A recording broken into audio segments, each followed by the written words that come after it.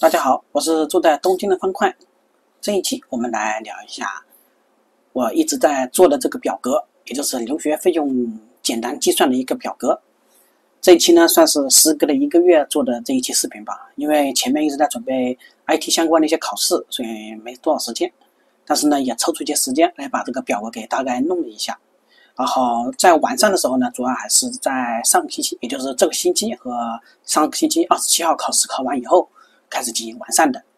然后呢，这个就是表格的最终的一个感觉。当然这之后肯定还会进行修正，只是现在的话呢，主要是给大家先尝试用一下，有什么不好的或者不准的地方，大家可以随时给我提意见，也可以随时进行交流，然后我好继续修改这个表格。这一期呢，主要是想讲关于这个表格的用法以及该怎么看。然后这里面的所有的数据呢，我都是经过一定的那个计算的，都是自己结合自己的实际进行计算过，然后再得出来的这个表格。但是呢，可能就是说有一些比较细的方面，比如说今天你要去哪里，或者说你去哪里旅游的，这些东西并没有加上去，这个就需要大家那个进行额外计算，或者说是那个等我这之后把这些因素参考进去过后，再做一个全新的表格给大家进行计算。首先呢，我们来看这个第一部分。第一部分呢是表格相关的这个留学费用简单，这个语言学校费用这一方面。这一方面的话呢，我是参考的是语言学校的收费标准，比如说像学费，然后是入学金、入学检定料、入住金、设施费，然后是其他以及单人间和双人间的费用。这里大家不太明白的可能是这个其他的费用以及这个学费该怎么计算。其他的费用的话呢，就是除了那个入住金、设施费以及这个租金以外的其他的宿舍费用，你把这个放在这里面就可以了。比如说学校那个他要求你，就是说你跟学校商量好，然后你需要1万块钱的那一个，比如说那个被子的费用的话，你就这里直接输入1万日元就可以了，它就可以自动给你计算了。然后学费的话呢，第1年的学费你是要减去这个入学金和检定料的，也就是说在学费这方面，第1年你把这个减去，然后入学金和检定料就按照那个就是按照原来的价格进行输入就可以。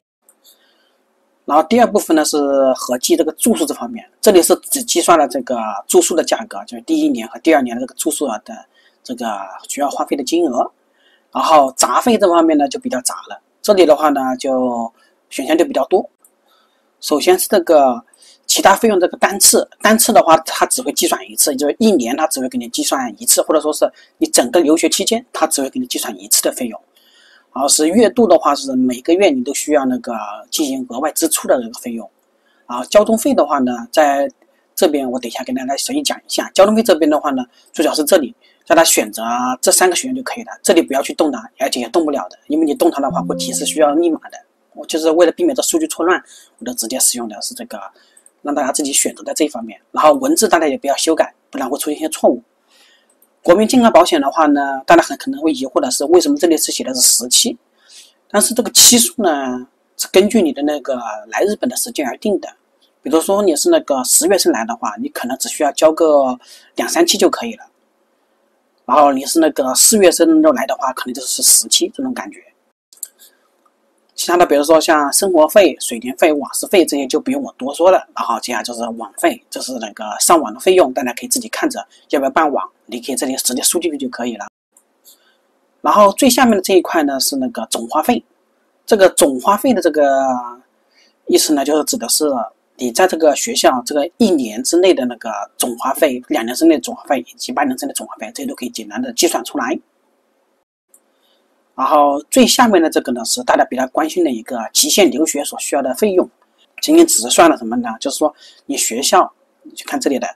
也就是半年的学校的费用加3个月的住宿费的这个场合，也就是大家可以根据这里就计算出自己大概应该是就要准备多少钱，然后在这个之上再额外准备多少钱来进行留学，是这个意思。当然呢，这个极限留学这里的一个必要条件就是你的学校要支持什么呢？支持可以分期付学费，比如说第1次可以分半年1次的付款的，然后以及那个它可以支持只付3个月住宿费的这种学校。如果不支持的话，那么就不适合这个表格。当然它即便不支持这个3个月的住宿费的，它也应该会支持这个半年的，所以你就参考这个半年的费用来进行计算也是可以的。而半年这个费用这方面呢，我的另外一边有一个人民币的那个单独的那个汇率的一个表格，大家可以参考那一边。然后接下来我们讲到这个隔壁，这里是机票的费用。这个呢是看个人的习惯，因为有的人他可能是只习惯以人民币来进行计算购买机票，有的人喜欢以日元来进行购买机票。这里呢我就给大家单独列了2个选项，计算的时候也是分开计算的，大家可以安心。然后呢，人民币的这个和日元的这个地方呢，我的背景色也选择了不同的颜色，像这种比较浅绿色的，我是用的是那个人民币的，也就是在这里是输入人民币的价格。然后是这个浅灰色的地方，基本都是输入日元的，大家可以这个在后面这个备注这地方我也给大家写了的，大家可以那个好好的再看一下，如果忘记的话。然后呢，这个部分是汇率，这里就是准备金的这方面，就是说你用人民币准备了多少，或者说你觉得你是用日元计算更方便，这样就输入日元，用人民币就计算就输入人民币就可以了。这张按照大家的喜好就可以了，它会自动进行换算的。然后接下来就是兼职这个部分，这里我分成了2种，一种是理想状态下的那个完全固定的，比如说是那个1000时薪，然后是每周工作28小时，每个月工作4周，一年就是52周那种感觉进行计算的，然后还算上了休假的时间，允许的休假时间一般是6周左右。当然具体能休假多少时间，大家最好去那个看一下你允许的一些安排，然后再把那个周数给换算出来，输入这里就可以了。比如说像你的那个时薪是1100的，然后是那学校，比如说你的学校是比较轻松的，也是休息了10周的，它就可以自动给你计算出来，包括这后面的价格它都是可以直接瞬间给你计算出来的。兼职不固定这里到底要怎么理解呢？这个就指的是那个有一些地方呢，就是说你并不一定是那个按照这个来的，它比如说那个我去某个地方，比如说我去的是那个一家店里工作，它并不支持我1周工作28小时，但它支持什么呢？时薪，比如说是1200的时薪，然后是每周是工作5天，然后1周是20个小时的话，那么这里就是计算出来你的兼职不固定下来你可以得多少钱。这里的合计呢是加上这边的价格的，当然可以安心的直接计算就可以了。然后呢，这边是冗余部分。冗余的这个意思呢，就指的是大家那个，我之前不是说过吗？就是你要来日本留学，你需要有3个冗余，一个是那个信用卡，一个是那个额外的打工时间，另外一个就是那个准备金。我之前主要讲的是着重是准备金这一块面，就准备金带的越多，那么你后面的冗余就越多，这是我之前讲的。然后信用卡这方面为什么讲呢？因为信用卡它是首先有2个好处，一个是它是可以进行分期，也就是说你可以把你消费的一些价格或者金额的一些商品进行分期，变成长期的一个用法，这是可以进行那个做一个冗余来使用。另外一个是它可以那个预借现金，也就是说比如说你这个月交学费，但你还差那个10万日元，你觉得不够，那么我就去信用卡里面去取个那个10万日元来作为那个学费来交学费的那个抵扣。但是呢，信用卡你是取现的话，它是一般是那个按照最低还款的来标准的，也就是那个最低是那个时期来算来。比如说我这边我用信用卡取了1万人民币的那个钱，然后是按照最低标准的话是那个10个月，也就是分时期来计算的话，那么它这边就会给你进行计算出来。它被人计算出来过后，它这边就是算在这个其他月度里面这边的，就是你每个月需要还多少，它这边都给你直接计算出来的。然后呢，这边有一个比较大家可能会也很在意，也比较不太容易那个理解的一个地方，叫做额外打工时间是什么意思。我这里不是已经有一个那个，比如说是这里就是那个为什么那个休假时间已经有额外时间，为什么还要加一个额外打工时间？这个额外打工时间指的是你在那个正常的打工时间以外的那个时间，比如说你正常的打工时间，你这里是每周那个1200，然后是工作5个小时，然后是每个月工作是20天左右，你感觉这几天不够，那么你就这边比如说我要去今天我出去做事，然后我做了一个那个我每个月我有多少时间，比如说我有每个月的那个1500的那种工作，然后我工作时长是10个小时左右的，也就是1个月可以工作这么1天左右的感觉。然后呢，然后我又去了一个比如说比如去帮别人搬家那种直接拿现金的活，然后我一天我是工作，比如说我一个月我工作的是4天，就按照这个4次来计算，然后但是每天的工作呢是8000的话，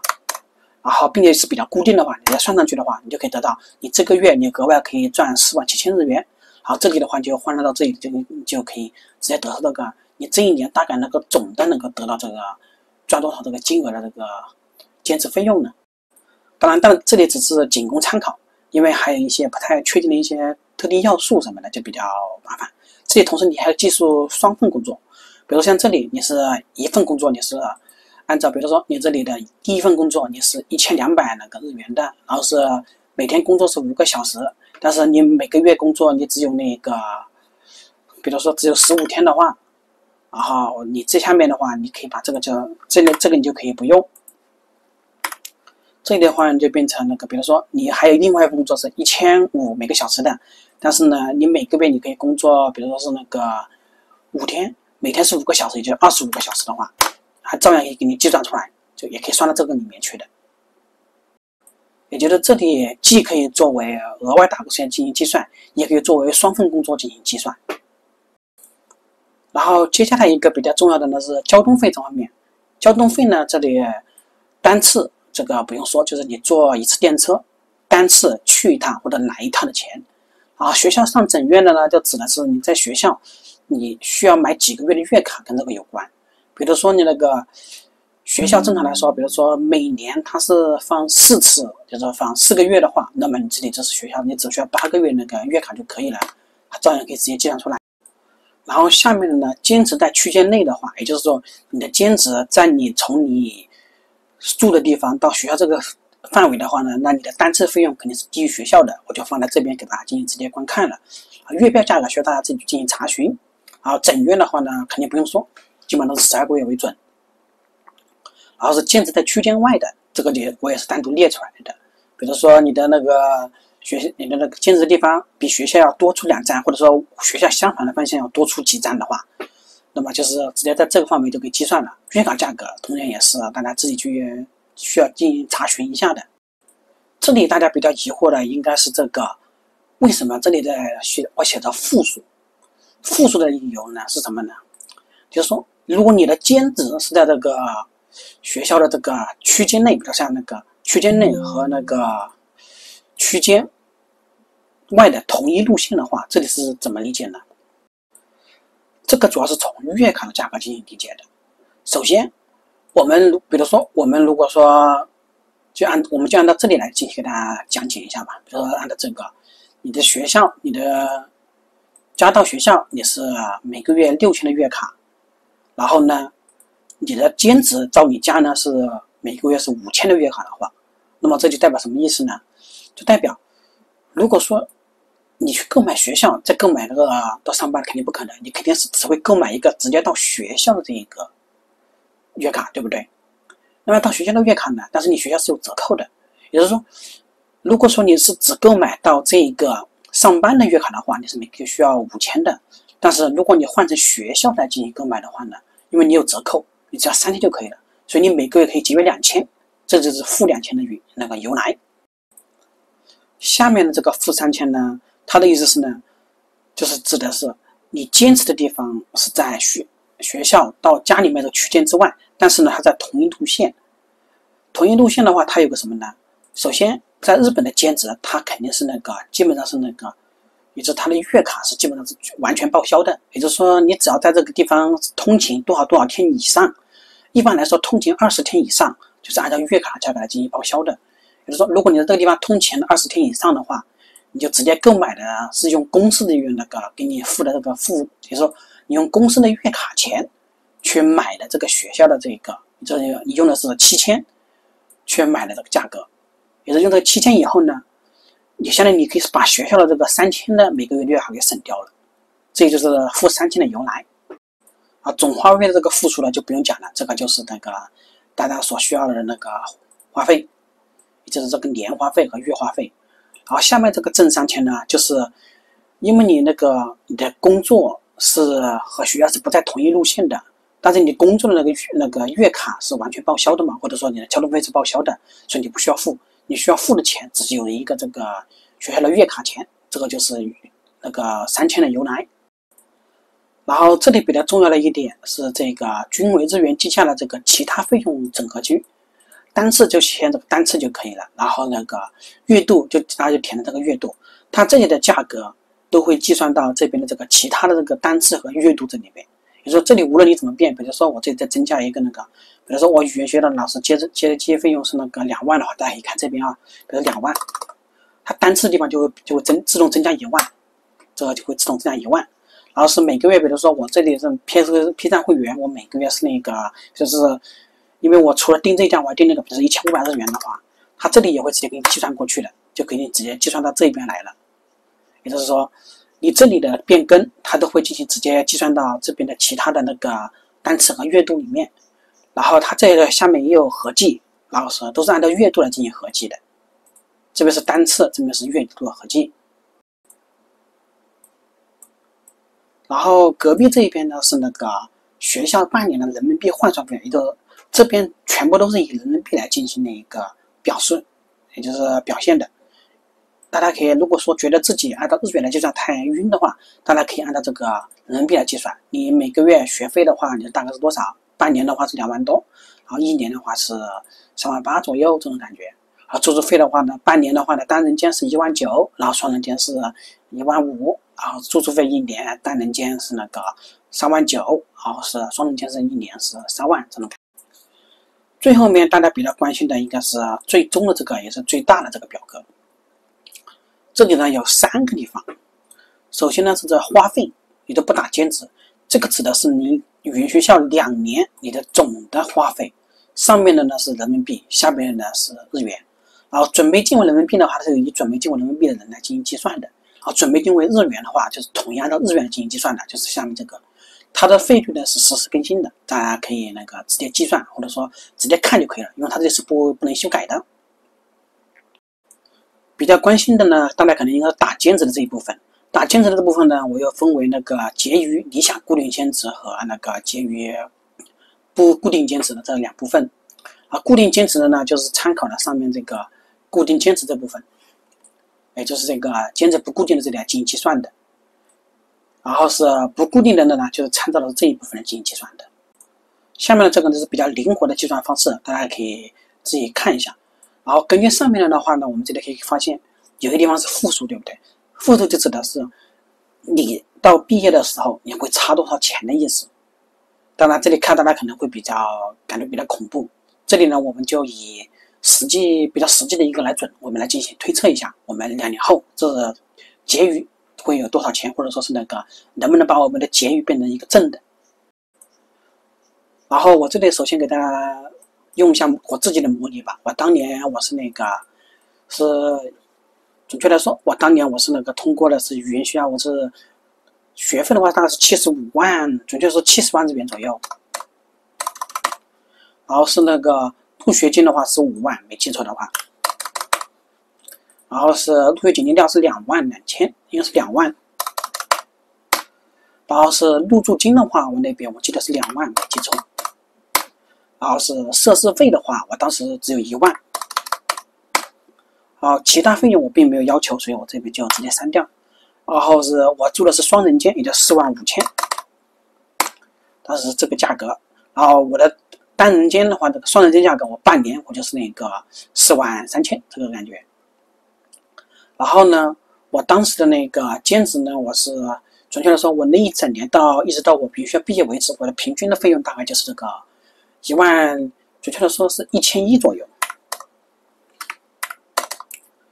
然后是每周的话5天，然后每天大概是20个小时这种感觉。偶尔我是会去做一下那个额外的兼职的，也就是我大概每次出去的话，我是按照次数，我并不按照天数，也就是大概是平均下的话，是我每个月大概会出去2次左右，每次的话大概是4000日元。这里就是那个我1年的那个大概的能赚141万左右。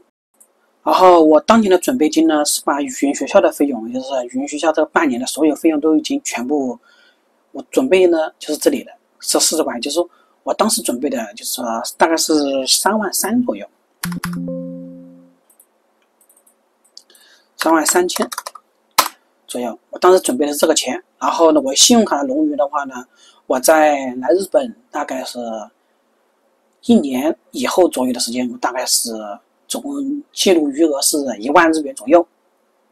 不，1万人民币左右的那个金额。然后按照这个来计算的话呢，我这里还有一个，我当年的机票呢是人民币计算是，我记得我当年来日本的时候，人民币大概那个机票应该是那个1800日元，没记错的，那个1800人民币左右，没记错是这个价格。然后是其他费用的话，我的接机费用我这边有一个1万日元的老师接机费用，然后电饭煲的话，我当时是8000日元买的，因为比较贵嘛，当时我并没有那个去找到二手店，因为二手店没有找到。然后被子的话，我是自己买的，枕头我也是自己买的。然后这边的费用，这个会员我是没有任何的。然后的健康保险的话呢，我当时是1500日元，然后是平均是每年也是差不多17的左右感觉。生活费的话是5000日元左右。水电瓦斯的话呢，我平均下来应该是那个大概是4000元，按照4500元来算，比较容易比较好一点。手机费用的话呢是3100多一点，就按照3500来算。网费的话呢，初期是住在语言学校，我并没有使用的是那个额外的网，所以说我这边就没有网费。我这边输出了一个，输在700万日元，是70万日元。然后是我当时就是按照这个极限留学来进行准备的，也就是这一边，这是我当年的那个准备价格，也就是那个64万日元，加上大概是这边所有价格加起来的话，也就是准备了大概是4万，加起来也就大概是4万人民币左右来的日本。然后按照这个费用整合下来的话呢，我这边的那个到我直接毕业为止的我的那个花费的话呢，是按照这边来进行计算的，也就是让它打兼职不固定状态下，我这边大概是能够盈余的话是大概是4374，也就大概是按照当年计算的话就8万日元左右，这是我当年的。当年虽然从这个表格上的计算看出来的话，我那一年语言学校毕业，我虽然盈余只有8万多，也就是8万日元左右，但实际上我的盈余是有将近47万日元的，也就是说我比那个8万日元要多将近40万日元。这个的主要原因是我后期是做2份工作，因为2份工作，首先有一份工作呢，它是一般的那个便利店兼职，它有时候是2天，有时候是3天，而且它的工资的话就按照1100日元左右。但是我的便利店工作呢，它的休息时间和那个又有不一样，就是说，比如说一个比较奇怪的一个时间点，就是那个日本新年的时候，我的那个餐饮店工作它是完全休息的，人家休息1到2周左右。但是呢，我的那个便利店那一边，它是要一直可以进行上班的，我就在那段时间进行上班，多赚了一些钱的。然后其他方式呢，比如说我去参加我之前打工呢，这个在学校那个进行打工兼职里面，也是会有一个排队的那个兼职，那个有些时候我能够得到一些那个一些高的跑腿费用嘛，比如说是那个将近是1万日元的得了好几次，但是呢那个也不好计算进去，我就没有算在里面。也就按照当年我的想法的话呢，就是说我的额外盈余实际上是将近达到了那个2万人民币左右的。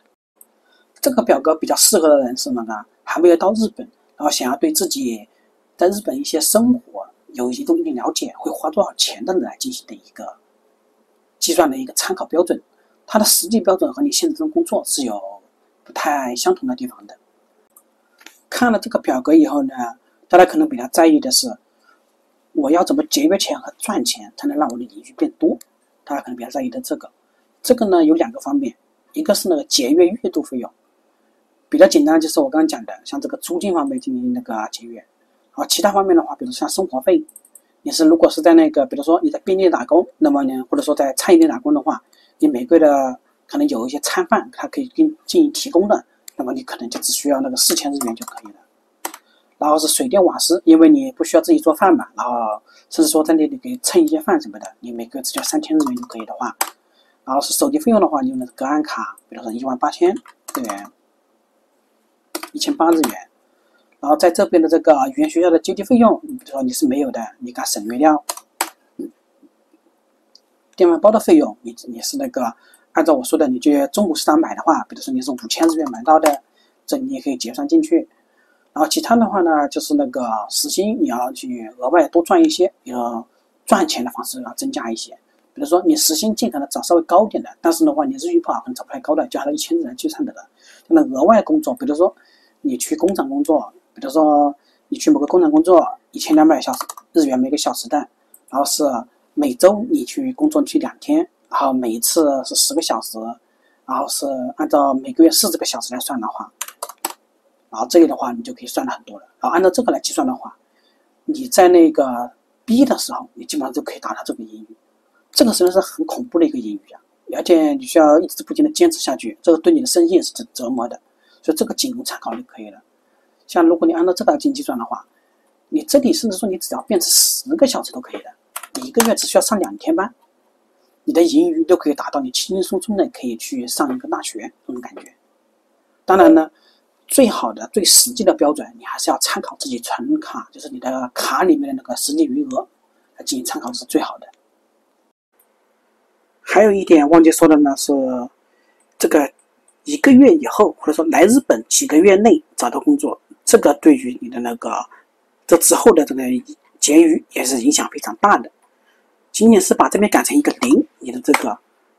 你就是来日本就立马找到工作的话，你这个盈余都会增大很大一部分，所以大家一定要尽可能的尽早的找到工作。